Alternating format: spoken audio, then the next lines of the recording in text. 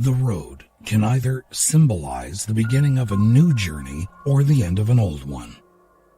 Hello once again, I'm Don Jackson with the heartbeat of the internet. The Roman god Janus concerned himself with doors and gateways. Practically all new beginnings were under his watchful eye. He would have approved of the words of W.M. Lewis, who wrote, "The tragedy of life is not that it ends so soon, but that we wait so long to begin it." Let's mark that beginning in a big way.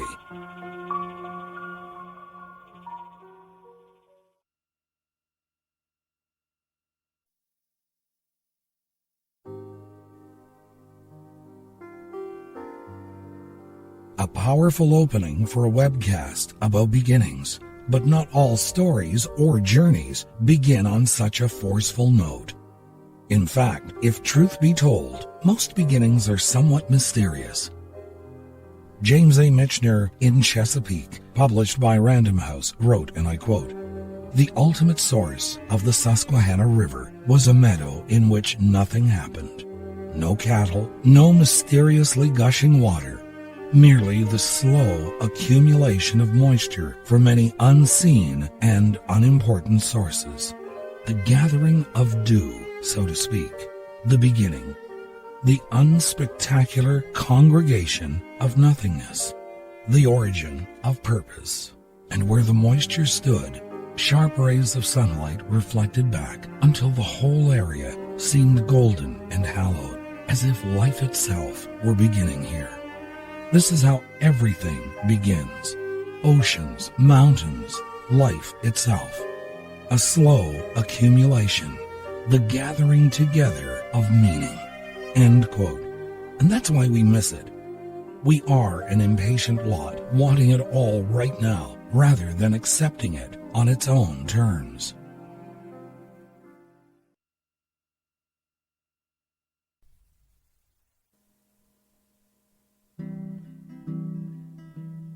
James Michener suggested that everything must have some sort of beginning, even if it's rather difficult to ascertain where the actual source is. And such is the case in this poem. Life means sometimes starting at some point along a road or along a path that has no clear beginning. You don't always have to return to the beginning in order to set out on a journey of discovery. And oftentimes you'll be amazed at what you discover. This is by Corinne Roosevelt Robinson. "There's a path that leads to nowhere in a meadow that I know, where an inland river rises and the stream is still and slow. There it wanders under willows and beneath the silver green of the birches' silent shadows where the early violets lean. Other pathways lead to somewhere, but the one I love so well had no end and no beginning, just the beauty of the dell, just the wildflowers and the lilies, yellow striped as adder's tongue, seem to satisfy my pathway as it winds their sweets among. There I go to meet the springtime when the meadow is aglow, marigolds amid the marshes, and the stream is still and slow. There I find my fair oasis, and with carefree feet I tread, for the pathway leads to nowhere, and the blue is overhead. All the ways that lead to somewhere echo with the hurrying feet of the struggling and the striving, but the way I find so sweet bids me dream and bids me linger. Joy and beauty are its goal. On the path that leads to nowhere, I have sometimes found my soul."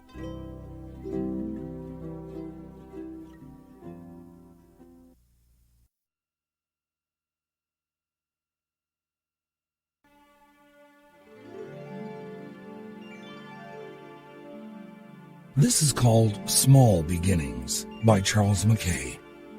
A traveler through a dusty road strewed acorns on the lea, and one took root and sprouted up and grew into a tree. Love sought its shade at evening time to breathe its early vows, and age was pleased in hearts of noon to bask beneath its boughs. The dormouse loved its dangling twigs, the birds sweet music bore. It stood a glory in its place, a blessing evermore. A little spring had lost its way amid the grass and fern. A passing stranger scooped a well where weary men might turn. He walled it in and hung with care a ladle at the brink. He thought not of the deed he did, but judged that toil might drink. He passed again, and lo, the well by summers never dried, had cooled 10,000 parching tongues and saved a life beside. A dreamer dropped a random thought. 'Twas old and yet 'twas new, a simple fancy of the brain, but strong in being true. It shone upon a genial mind, and lo, its light became a lamp of life, a beacon ray, a monitory flame. The thought was small, its issue great, a watchfire on the hill. It shed its radiance far adown and cheers the valley still. A nameless man amid a crowd that thronged the daily mart let fall a word of hope and love unstudied from the heart. A whisper on the tumult thrown, a transitory breath. It raised a brother from the dust. It saved a soul from death. O germ, O fount, word of love, thought at random cast, a word but little at the first, but mighty at the last.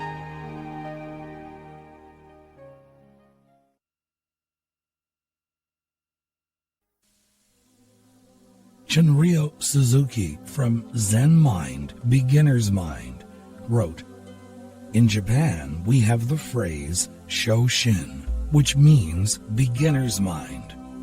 This does not mean a closed mind, but actually an empty mind and a ready mind. If your mind is empty, it is always ready for anything. It is open to everything. In the beginner's mind, there are many possibilities. In the expert's mind, there are few." End quote. It is so important to keep an open mind, to allow new ideas the room to grow.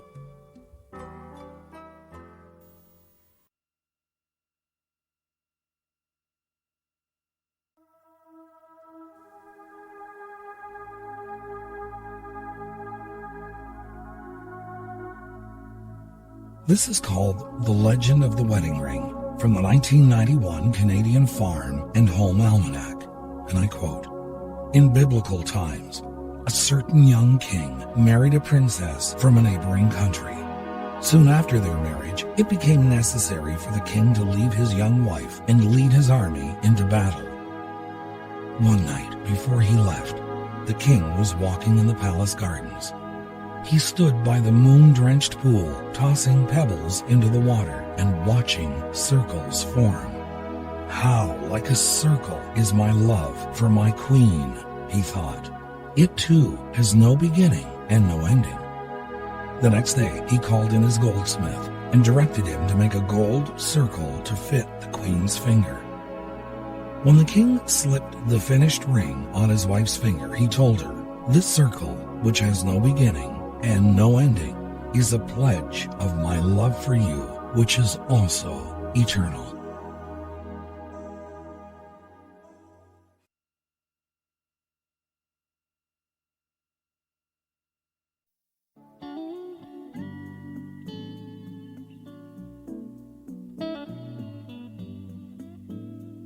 This is what Leo Buscaglia had to say about new beginnings from the book Born for Love, Reflections on Loving, a Slack publication, and I quote, "The essence of life is renewal.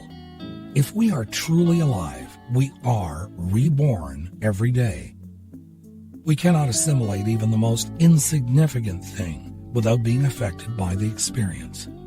Every minute offers the potential for newness and discovery, for realization and actualization, for new opportunities to love and be loved.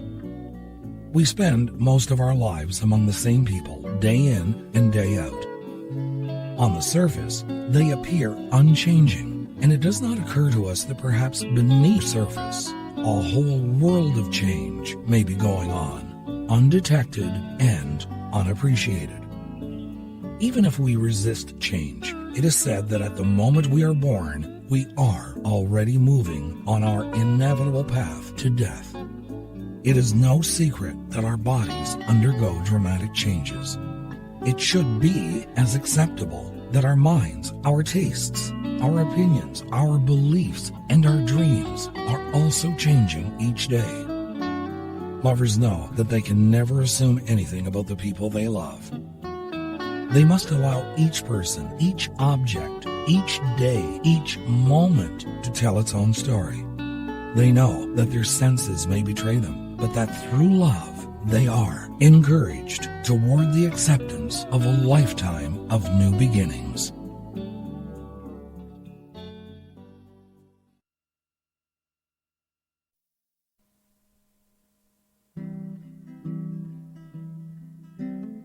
K. Martin Curry, from the book Walking with Angels, a host of inspirational and uplifting thoughts compiled by Julie Mitchell Mara, wrote, and I quote, "There are colors for every angel. Color is something we see only in certain dimensions, but hues exist on the spiritual plane much finer than the colors we experience. When we let color speak to us in its true celestial language, we begin to communicate with angelic beings." End quote. In one of J.R.R. Tolkien's books that was incomplete at the time of his death, the author of Lord of the Rings mused that the beginning of all creation, including Middle-earth, began with a single note of music.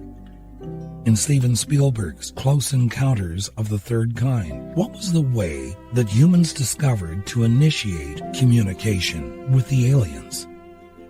A series of musical tones, of course.